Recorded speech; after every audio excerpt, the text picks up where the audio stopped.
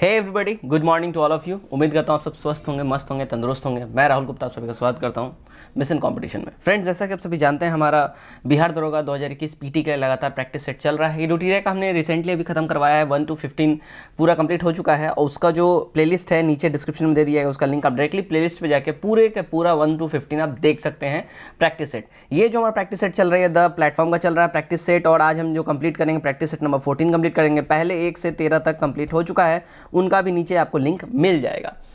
आज का जो ये सेट है, इसका कट ऑफ मार्क्स 70 रखा गया। उम्मीद करता हूं आप सब इसको जरूर टच करेंगे, इवन इसे बेहतरीन परफॉर्म करेंगे। चलिए बिना देरी के फटाफट से आज का जो ये टेस्ट सीरीज है, ये जो वीडियो है सेट नंबर 14 का, ये स्टार्ट करते हैं हम। फर्स्ट क्वेश्चन है, देखिए, एसएचएम से गुजरने वाले कण के लिए वेग को विस्थापन के मुकाबले में आलेखित किया जाता है वक्र क्या होगा। यहाँ पे ये पूछा जा रहा है। देखिए, जो वक्र हो जाएगा एक दीर्घवृत्त हो जाएगा। ये हमारा यहाँ करेक्ट हो जाएगा।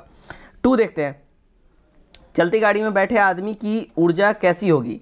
देखिए, चलती गाड़ी में जो बैठा हुआ आदमी होगा ना, उसका जो ऊर्जा होगी वो गतिज भी होगी और स्थितिज भी होगी, यानी दोनों टाइप की होगी। सी हमारा करेक्ट हो जाएगा। ठीक है, 3 नंबर देखते हैं, अश्व यदि एकाएक चलना प्रारंभ कर दे तो अश्वरोही यानी जो बैठा होता है उसके ऊपर जो इंसान, उसके गिरने की आशंका का कारण क्या होता है, क्यों वो गिरेगा। वो इसलिए गिरेगा क्योंकि भाई उसका जो है ना विश्राम जड़त्व जो है, मतलब अश्व रुका हुआ है तो एक्चुअली इंसान भी बिल्कुल विश्राम के पोजीशन में, और अश्व डायरेक्टली वो जो भागेगा तो इंसान तो बिल्कुल आराम के पोजीशन में है, तो इंसान को सडन झटका लगेगा और वो पीछे की ओर खींचेगा, और फिर वो जड़त्व का जो ये प्रभाव होता है जिस वजह से वो गिर सकता है। 4 नंबर देखते हैं, तापमान में वृद्धि के साथ कार्बन प्रतिरोध ये क्या होगा। तो तापमान की वृद्धि के साथ जो कार्बन प्रतिरोध होता है वो घटता है। डी हमारा करेक्ट हो जाएगा। 5 नंबर देखते हैं, थर्मोकपल थर्मामीटर किस सिद्धांत पर काम करता है। देखिए, थर्मोकपल थर्मामीटर जो है, ये जो सिद्धांत पर काम करता है वो है सीबैक प्रभाव के सिद्धांत पे ये काम करता है। सी हमारा करेक्ट हो जाएगा। 6 देखते हैं, दूरदृष्टि दोष वाली आंखों में क्या इसमें प्रॉब्लम होता है। देखिए, दूरदृष्टि वाली जो आंखें होती है ना, उसकी रेटिना के पीछे प्रकाश किरणें अभिसारित होती हैं। डी हमारा यहाँ पे जो है सो करेक्ट आंसर हो जाएगा। 7 नंबर देखते हैं हम। 7 में क्या बोला जा रहा है, देखिए, एक विद्युत परिपथ में एक फ्यूज तार का प्रयोग क्यों किया जाता है। देखिए, एक विद्युत परिपथ में फ्यूज तार का जो प्रयोग किया जाता है वो किया जाता है सर्किट में प्रवाहित होने वाली अधिक विद्युत को रोकने के लिए। सी हमारा यहाँ एब्सोल्यूट करेक्ट हो जाएगा। 8 नंबर देखते हैं, इनमें से कौन पैरामैग्नेटिक है। इनमें से कौन पैरामैग्नेटिक है। यहाँ जो है देखिए Mg++ जो यहाँ है पैरामैग्नेटिक हो जाएगा। सी हमारा करेक्ट हो जाएगा। ठीक है, 9 नंबर देखते हैं, क्रोमेटोग्राफी की तकनीक से क्या करते हैं। इस जो टेक्नोलॉजी का यूज़ करके क्या किया जाता है, यहाँ पूछा जा रहा है। तो इस टेक्नोलॉजी का यूज़ करके मिश्रण से पदार्थ को अलग करने तथा उनका विश्लेषण करना किया जाता है। डी हमारा करेक्ट हो जाएगा। 10 नंबर देखते हैं, क्या बोला जा रहा है, मानव शरीर की सबसे बड़ी अंग कौन सी है। देखिए, मानव शरीर का जो सबसे बड़ा अंग है वो है यकृत यानी लीवर। सी हमारा करेक्ट हो जाएगा। 11 देखते हैं, निम्नलिखित में से कौन ऊर्जा का उत्पादक है। तो ऊर्जा का जो उत्पादक की बात यहाँ कर जा रही है, देखिए, कार्बोहाइड्रेट जो है ना, यहाँ ऊर्जा का उत्पादक हो जाएगा। बी हमारा यहाँ एब्सोल्यूट करेक्ट हो जाएगा। 12 नंबर देखते हैं, निम्न में से कौन एंजाइम में से सामान्यतः वयस्क मनुष्यों में विद्यमान नहीं है। तो एंजाइमों में जो वयस्क मनुष्यों में जो विद्यमान नहीं होता है वो है रेनिन। ये हमारा करेक्ट हो जाएगा। रेनिन एंजाइम जो है सामान्यतः वयस्क मनुष्यों में विद्यमान नहीं होता है। ठीक है, याद रखें। 13 देखते हैं, लार की प्रकृति कैसी होती है। देखिए, लार की जो प्रकृति होती है ना वो अम्लीय होती है। ये हमारा करेक्ट हो जाएगा। और लार का पीएच वैल्यू की बात करें तो 6.5 होता है। ठीक है, चलिए 14 देखते हैं, कैंसर से लड़ने के लिए कौन सा जानवर उपयोगी है। कैंसर से लड़ने के लिए जो जानवर उपयोगी है वो है तारा मछली यानी स्टारफिश। सी हमारा करेक्ट हो जाएगा। स्टारफिश केवल समुद्री जल में ही ये पाई जाती है और शरीर में डिस्क और 5 भुजाएं इसकी होती है। ठीक है, जो कड़े प्लेटलेट्स के ढकी रहती है। ठीक है, और इसके शरीर की संरचना ही इसे कैंसर से लड़ने में उपयोगी बनाती है। 15 नंबर देखते हैं, किस स्तनधारी के पास उड़ने के लिए पंख होते हैं। देखिए, वो स्तनधारी से बस उड़ने के लिए पंख होते हैं वो है चमगादड़, बैट। ए हमारा करेक्ट हो जाएगा। नेक्स्ट हम देखते हैं क्वेश्चन नंबर 16। क्या बोला जा रहा है, देखिए 16 में, भारतीय सांख्यिकी संस्थान यानी ISI का मुख्यालय कहाँ है भैया, ये बताना है। देखिए, ISI का जो मुख्यालय है वो है हमारा कोलकाता में। बी हमारा एब्सोल्यूट करेक्ट हो जाएगा। 17 देखते हैं, सरकारी बॉन्ड की बिक्री से प्राप्त बजट के शीर्ष में क्या आता है? सरकारी बॉन्ड की बिक्री से प्राप्त जो बजट के शीर्ष में जो आता है वो होता है प्राप्त पूंजी। सी हमारा एब्सोल्यूट करेक्ट हो जाएगा। ठीक है, यानी कैपिटल रिसिप्ट जो है यहाँ प्राप्त पूंजी की बात करी जा रही है। ठीक है, 18 देखते हैं, एक पूर्ण प्रत्यास्थ संघटक के लिए प्रत्यावस्थान गुणक का मान क्या होगा? ठीक है, प्रत्यावस्थान जो गुणक का जो मान हो जाएगा वो हो जाएगा 1। ये हमारा यहाँ सही हो जाएगा।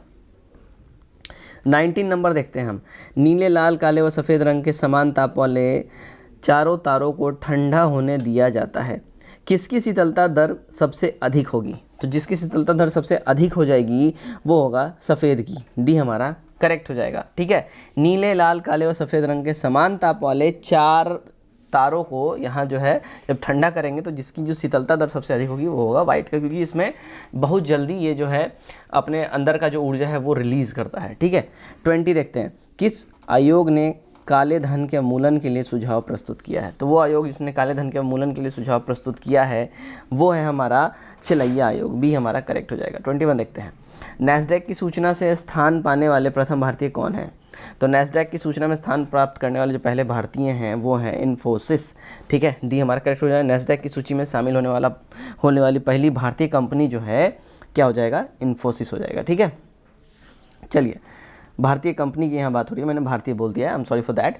22 देखते हैं, प्रोफेसर सतीश धवन अंतरिक्ष केंद्र ये कहाँ पे है? देखिए प्रोफेसर सतीश धवन अंतरिक्ष केंद्र जो है ये है आंध्र प्रदेश में। बी हमारा करेक्ट हो जाएगा। आंध्र प्रदेश के पूर्वी तट पर स्थित है श्रीहरिकोटा और इसरो का जो मुख्य प्रक्षेपण केंद्र है वो यहीं है। इसी केंद्र से भारतीय प्रक्षेपण यान की ठोस घनीभूत ईंधन प्रणाली, द्रव नोदन प्रणाली केंद्र तथा द्रव नोदन प्रणाली के विकास के साथ साथ ठोस रॉकेट प्रणोदक के विकास का भी कार्य यहीं से किया जाता है। मतलब जितने भी रॉकेट लॉन्चेज हैं सारे यहीं श्रीहरिकोटा से सतीश धवन केंद्र से ये होता है।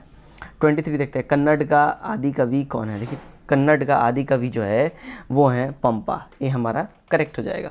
24 देखते हैं, मार्क टूली किस क्षेत्र से जुड़े रहे हैं? देखिए मार्क टूली जो जुड़े रहे हैं वो जुड़े रहे हैं समाचार पर्सन से। ये हमारा करेक्ट हो जाएगा। 25 देखते हैं, आनंद वन एक कुष्ठ पुनर्वास केंद्र है जिसके संस्थापक कौन है? तो आनंद वन एक कुष्ठ पुनर्वास केंद्र है जिसके संस्थापक की बात की जाए तो बाबा आमटे हैं। ये हमारा सही हो जाएगा। 26 नंबर देखते हैं, कोलकाता में मदर टेरेसा द्वारा स्थापित दी होम फॉर डाइंग को किस नाम से जाना जाता है? दी होम फॉर डाइंग जो यहाँ पे है मदर टेरेसा जो कलकत्ता में ये जो स्थापित किया गया है ये जाना जाता है निर्मल हृदय के नाम से। सी हमारा करेक्ट हो जाएगा। 27 देखते हैं, गौतम बुद्ध की विशाल प्रतिमा कहाँ पे स्थापित है? देखिए गौतम बुद्ध की जो विशाल प्रतिमा है ना ये चाइना में स्थापित है। बी हमारा करेक्ट हो जाएगा। तांग वंश के शासनकाल में लेशन में बनाया गया गौतम बुद्ध की विशालतम प्रतिमा जो 233 फीट इसकी हाइट है, ठीक है, वो चीन में स्थापित किया गया और इस प्रतिमा को लाल बलुआ पत्थर की चट्टानों को तराश कर बनाया गया है जो चीन की सिचुआन प्रांत में अवस्थित है। ये 28 देखते हैं, भारत की पहली महिला जो यूएनओ की महासभा की अध्यक्ष बनी वो कौन है? तो यूएनओ की महासभा की अध्यक्ष जो पहली भारतीय महिला बनी है वो बनी है विजय लक्ष्मी पंडित। ये हमारा करेक्ट हो जाएगा। ठीक है, प्रथम प्रधानमंत्री जवाहरलाल नेहरू की बहन श्रीमती विजय लक्ष्मी पंडित ये हैं और ये जो है प्रथम महिला थी जो 1953 में यूएनओ की बैठक में महासभा की अध्यक्ष बनी थी। ठीक है, 29 देखते हैं क्या बोल रहा है, भारत की पहली महिला राजदूत कौन बनी?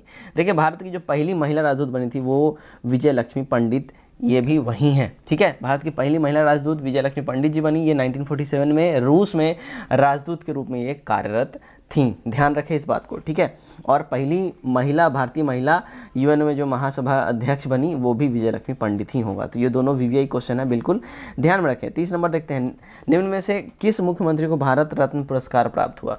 तो वो मुख्यमंत्री जिसको भारत रत्न पुरस्कार प्राप्त हुआ वो हैं एम.जी. रामचंद्रन। सी हमारा करेक्ट है। तमिलनाडु की ये लोकप्रिय नेता एवं तमिलनाडु फिल्मों का प्रसिद्ध ये कलाकार रहे हैं, निर्देशक रहे हैं और रामचंद्रन जो है ना एम.जी. रामचंद्रन 1943 से तक तमिलनाडु के मुख्यमंत्री भी ये रहे थे। तो ध्यान रखें एम.जी. रामचंद्रन ये एक एक्टर डायरेक्टर भी रहे हैं और वहाँ के ये सीएम भी रह चुके हैं।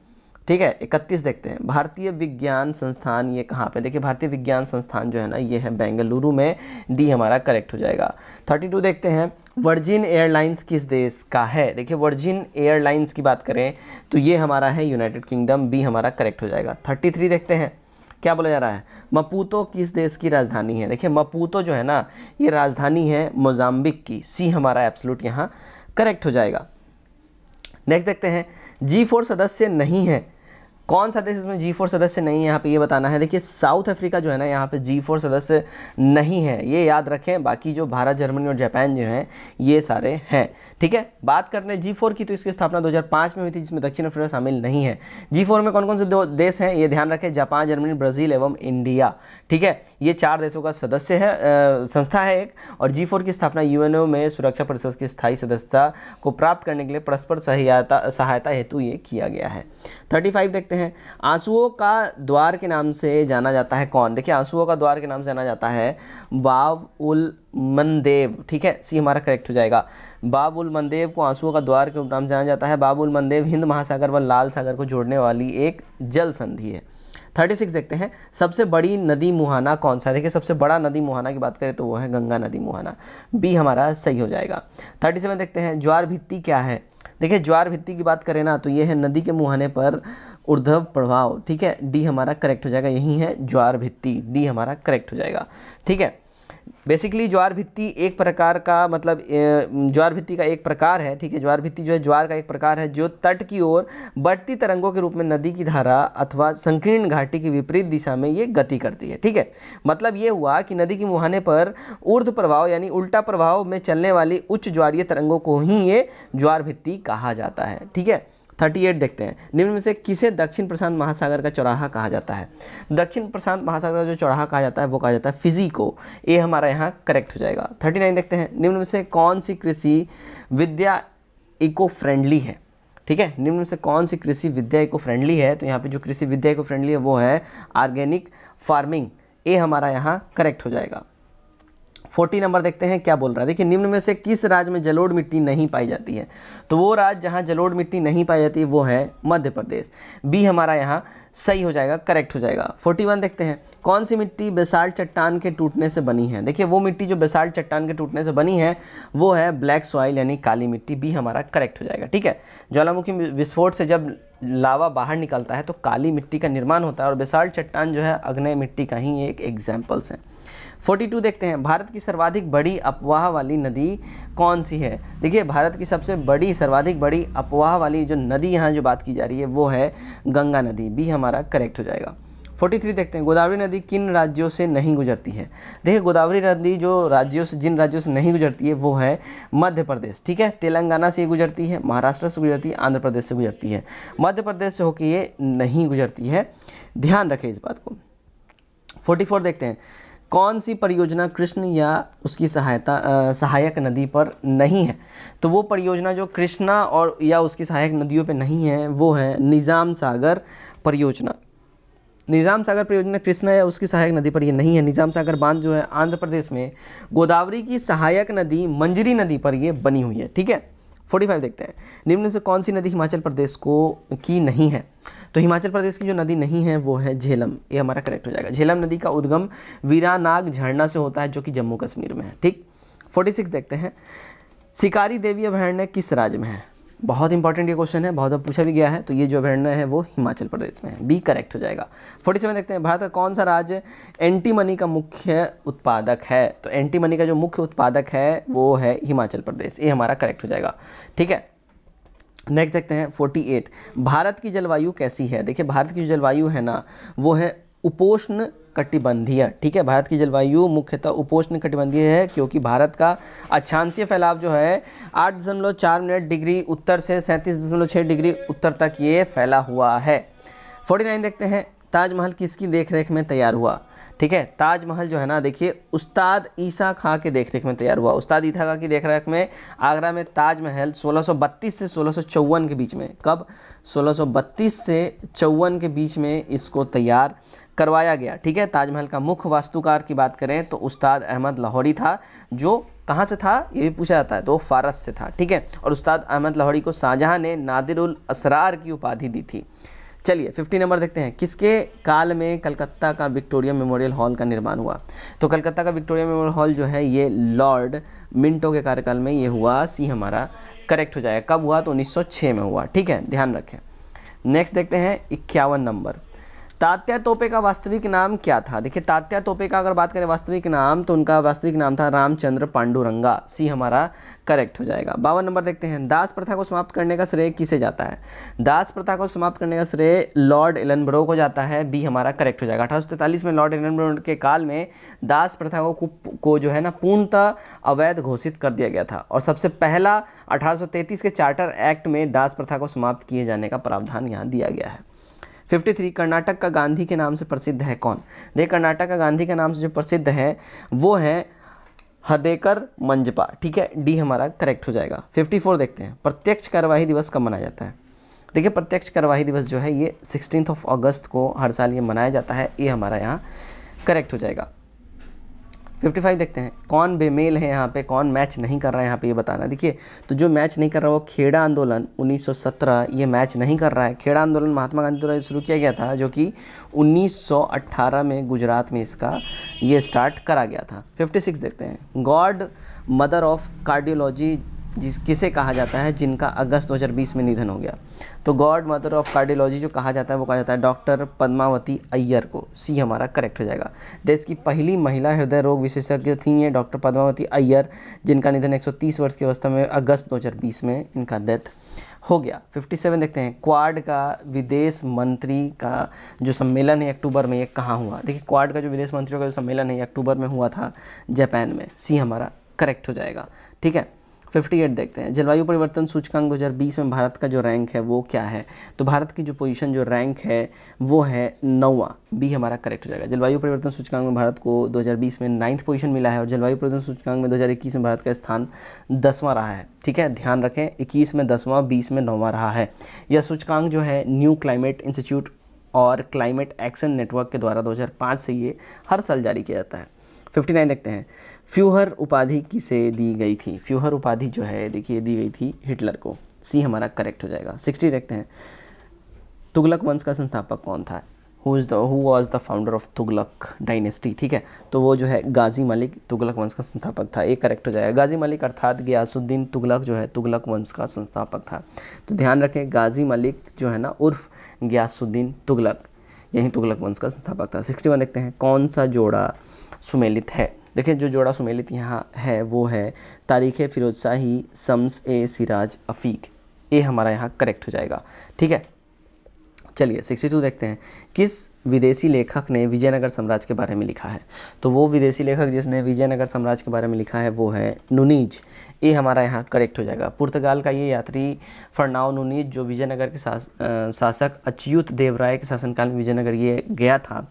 ठीक है, यह अश्व व्यापारी के रूप में 1535-37 तक विजयनगर में ये रहा था, और विजयनगर के बारे में विस्तार से इसने लिखा है और अच्छी बातें लिखी हैं। 63 देखते हैं, निम्न में से कौन सी सुमेलित नहीं है यहाँ पे? तो जो सुमेलित यहाँ नहीं है, देखिए पांडव वेल्लूर ये सुमेलित नहीं है। पांडव वंश की राजधानी तमिलनाडु का मदुरै था, ना कि वेल्लूर था, तो ये यहाँ सुमेलित नहीं है, बाकी सारे सुमेलित हैं। ठीक है, 64 देखते हैं, पुष्टि मार्गदर्शन के संस्थापक कौन थे? देखिए पुष्टि मार्गदर्शन के जो संस्थापक थे वो था वल्लभाचार्य। डी हमारा यहाँ एब्सोल्यूट करेक्ट हो जाएगा। 65 देखते हैं, रुपए के नाम से सिक्के को किस शासक ने जारी किया? देखिए रुपए के नाम से सिक्के को जिस शासक ने जारी किया वो था शेरशाह सूरी। सी हमारा यहाँ एब्सोल्यूट करेक्ट हो जाएगा। ठीक, 66 देखते हैं, वास्को डी गामा समुद्री मार्ग से भारत आया, किसने इसको पथ प्रदर्शक का कार्य किया था? तो जिसने पथ प्रदर्शक का कार्य किया वो था अब्दुल मनीक। बी हमारा यहाँ एब्सोल्यूट करेक्ट हो जाएगा। ठीक है, अब्दुल मनीक जो है ये 1498 पुर्तगाली यात्री वास्को डी गामा भारत पहुंचा, जिसमें एक व्यापारी था उसका नाम था अब्दुल मनीक। वहीं उसका जो है ना पथ प्रदर्शक के रूप में वो उसका भूमिका निभाया, और उसी ने उसको रास्ते दिखा के यहाँ तक वो पहुँचाया। 67 देखते हैं, चतुर्थ स्तंभ शीर्षक पद का उपयोग किसके लिए किया जाता है? तो इसका जो उपयोग किया जाता है वो किया जाता है प्रेस के लिए। बी हमारा करेक्ट हो जाएगा। फोर्थ पिलर ये जो है ना प्रेस के लिए कहा जाता है। फोर्थ पिलर ऑफ कॉन्स्टिट्यूशन ये प्रेस के लिए कहा जाता है। 68 देखते हैं, क्या बोला जा रहा है? देखिए संविधान के किस अनुच्छेद के आधार पर लोकसभा अध्यक्ष को निर्णायक मत का अधिकार प्राप्त होता है? तो संविधान के जिस अनुच्छेद के तहत लोकसभा अध्यक्ष को निर्णायक मत का अधिकार प्राप्त होता है वो है आर्टिकल नंबर 100। ये हमारा करेक्ट हो जाएगा। अनुच्छेद 100 के आधार पर लोकसभा अध्यक्ष किसी भी विधेयक पर निर्णायक मत दे सकता है, ध्यान रखें इस बात को।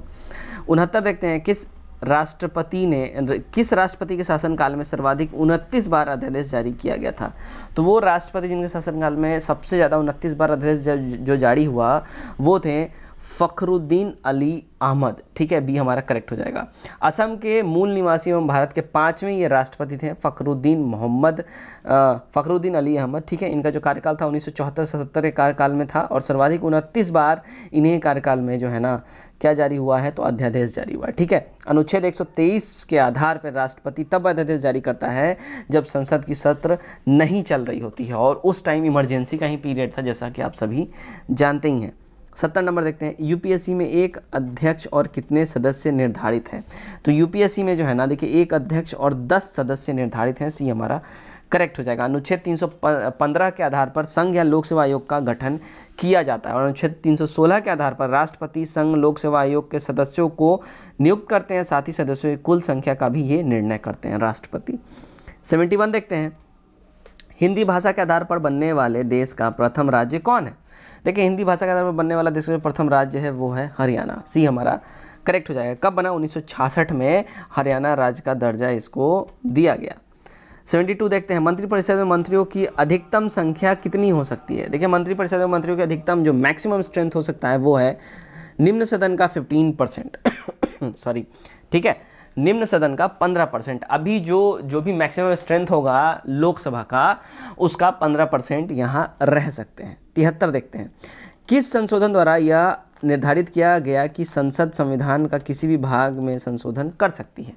तो वो जो निर्धारित किया गया 24वां संविधान संशोधन के द्वारा। ठीक है, 1971 के द्वारा ये पुनर्स्थापित किया गया कि संसद को संविधान का किसी भी भाग के संशोधन करने का अधिकार प्राप्त है। 74 देखते हैं, किस वाद में सर्वोच्च न्यायालय ने यह निर्णय दिया कि प्रस्तावना जो है संविधान का भाग नहीं है? तो ये जो प्रस्तावित किया गया, ये जो निर्णय किया गया, ये किया गया था वेरुवाडी वाद के द्वारा। ठीक है, वेरुवाडी वाद जो 1960 में सुप्रीम कोर्ट ने यह निर्णय दिया कि प्रस्तावना संविधान का अंग नहीं है, लेकिन प्रस्तावना के अंतर्निहित भाव के आधार पर संविधान की व्याख्या की जा सकती है। ठीक है, चलिए 75 देखते हैं, चुनाव सुधार के लिए किस आयोग का गठन किया गया? चुनाव सुधार के लिए जिस आयोग का गठन किया गया वो आयोग था दिनेश गोस्वामी आयोग, सी हमारा करेक्ट हो जाएगा। दिनेश गोस्वामी आयोग जो है चुनाव सुधार पर सुझाव देने के लिए 1990 में इनका गठन किया गया था। 76 देखते हैं, प्रस्तावना में कितने प्रकार के न्याय का उल्लेख है? देखिए प्रस्तावना में जितने प्रकार जो न्याय का उल्लेख है वो है 3 प्रकार के, बी हमारा करेक्ट हो जाएगा। 77 देखते हैं, किस आयोग ने लोकपाल के गठन किए जाने की सिफारिश की? तो लोकपाल के गठन किए जाने की जो सिफारिश की गई वो प्रशासनिक सुधार आयोग प्रथम के द्वारा ये की गई थी। ठीक है, याद रखें। चलिए नेक्स्ट जो हम देखते हैं, नेक्स्ट हमारा क्वेश्चन नंबर 78 क्या बोल रहा है? देखिए, किस अनुच्छेद के आधार पर संसद राज्य सूची के विषय पर कानून बना सकती है? तो संसद राज्य सूची के विषय पर जो कानून बना सकती है वो है आर्टिकल नंबर 249। ठीक है, अनुच्छेद 249 के आधार पर राज्यसभा के द्वारा 2/3 बहुमत से पास संकल्प प्रस्ताव के आधार पर संसद राज्य सूची के विषय पर भी कानून बना सकती है। 79 देखते हैं, एक धन का तीसरा और चौथे वर्ष का चक्रवृद्धि ब्याज क्रमशः 2,882 रुपये, 3,456 रुपये, तो मूलधन इसमें क्या होगा? तो इसमें जो मूलधन हो जाएगा वो हो जाएगा 10,000 रुपये, बी करेक्ट हो जाएगा। मैथ्स के क्वेश्चन है, मैं आंसर बताऊंगा, फटाफट स्क्रीनशॉट लें और जरूर से जरूर खुद से सॉल्व करें आप। 80 नंबर देखते हैं, संविधान के किस भाग से यह ज्ञात होता है कि भारत एक धर्मनिरपेक्ष राष्ट्र है? तो संविधान का वो भाग जिससे ज्ञात होता है कि भारत एक धर्मनिरपेक्ष राष्ट्र है वो है भाग 3, सी हमारा यहाँ एब्सोल्यूट करेक्ट हो जाएगा। 81 नंबर देखते हैं, भारत के प्रथम प्रधानमंत्री को किसने नियुक्त किया था? देखिए भारत का प्रथम प्रधानमंत्री इनको जो नियुक्त किया गया था तो गवर्नर जनरल ने इनको नियुक्त किया था। गवर्नर जनरल लॉर्ड माउंटबेटन ने सितंबर 1946 में देश का प्रथम प्रधानमंत्री जवाहरलाल नेहरू को नियुक्त किया था और स्वतंत्र भारत में 1952 में राष्ट्रपति डॉक्टर राजेंद्र प्रसाद ने जो है प्रधानमंत्री को नियुक्त किया फिर स्वतंत्रता के बाद 1952 में। ठीक है, भारतीय स्वतंत्रता के समय यूके का प्रधानमंत्री बहुत सा पूछा जाता है कौन थे, तो उसमें जो यूके के प्रधानमंत्री थे वो थे क्लीमेंट एटली। ठीक है, चलिए नेक्स्ट देखते हैं 82। 2020 का रसायन विज्ञान का नोबेल पुरस्कार प्राप्त किसने किया है? 2020 का रसायन का जो नोबेल पुरस्कार जो प्राप्त किया है वो है जेनिफर डार्डना को। ठीक है, इनको जो है ना ये फ्रांस की प्रोफेसर यहाँ पे 2020 का रसायन विज्ञान जो है नोबेल पुरस्कार विजेता फ्रांस का प्रोफेसर एमुअल सायर पेटर और यूएसए के विज्ञान जेनिफर डार्डना को प्रदान किया गया है। ठीक है, 83 देखते हैं, वर्तमान समय में राष्ट्रीय महिला आयोग के अध्यक्ष कौन है? तो वर्तमान समय में राष्ट्रीय महिला आयोग की जो अध्यक्ष हैं वो हैं रेखा शर्मा। ये हमारा एब्सोल्यूट करेक्ट हो जाएगा। नेक्स्ट हम देखेंगे 84, क्या बोल रहा है? वर्ल्ड स्टील एसोसिएशन की रिपोर्ट के आधार पर कच्चे इस्पात का उत्पादन में भारत का रैंक पोजीशन क्या है?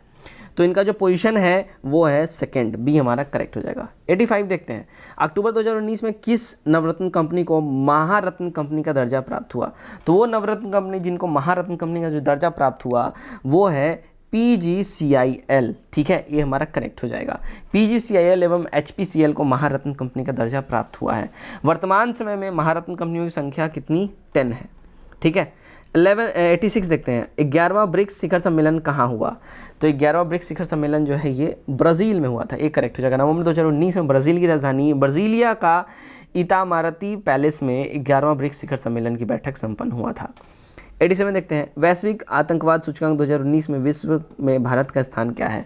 तो विश्व में जो भारत का स्थान है वैश्विक आतंकवाद सूचकांक में वो है 7th, सी हमारा करेक्ट हो जाएगा। 88 देखते हैं, भारतीय भेषज संहिता को मान्यता पहली बार किस देश के द्वारा प्रदान किया गया? तो ये जो मान्यता पहली बार जो प्रदान किया गया वो अफगानिस्तान के द्वारा प्रदान किया गया, सी हमारा करेक्ट हो जाएगा। 89 देखते हैं, 25 to the power 10 into 24 to the power 20 into 26 into the power 25 के अभाज्य गुणनखंडों की कुल संख्या क्या है? तो इनकी कुल संख्या जो हो जाएगी वो हो जाएगी 140, सी करेक्ट हो जाएगा। 90 देखते हैं, वेगनविले की स्वतंत्रता के लिए नवंबर दिसंबर में जनमत संग्रह करवाया गया। इस क्षेत्र पर वर्तमान में किसका नियंत्रण है? तो इस क्षेत्र में जो करंट टाइम में जो नियंत्रण है वो है पापुआ न्यू गिनी का, सी करेक्ट हो जाएगा। वर्तमान में वेगनविले पापुआ न्यू गिनी का एक स्वायत्त क्षेत्र है और वेगनविले की खोज जो है 1768 में फ्रांसीसी खोजकर्ता लुइस एंटोइन डी बेनगिविले के द्वारा करा गया था। ठीक है, यहाँ जनमत संग्रह के माध्यम से वहाँ की जनता ने 97.7% बहुमत के साथ पूर्ण स्वतंत्रता की मांग करी है। मतलब उन्होंने बोला है अब हमको जो है पापुआ न्यू गिनी के अंतर्गत नहीं रहना है, हमको खुदे को अलग से देश बन जाना है। 91 देखते हैं, विश्व कुश्ती चैंपियनशिप कहाँ संपन्न हुई? देखिए विश्व कुश्ती चैंपियनशिप जो है ना ये संपन्न हुई है कजाकिस्तान में, ए हमारा करेक्ट हो जाएगा। 92 देखते हैं, Wisden India cricketer of the year 2019-20 में क्रिकेटर ऑफ द ईयर पुरस्कार प्राप्त हुआ है किसे?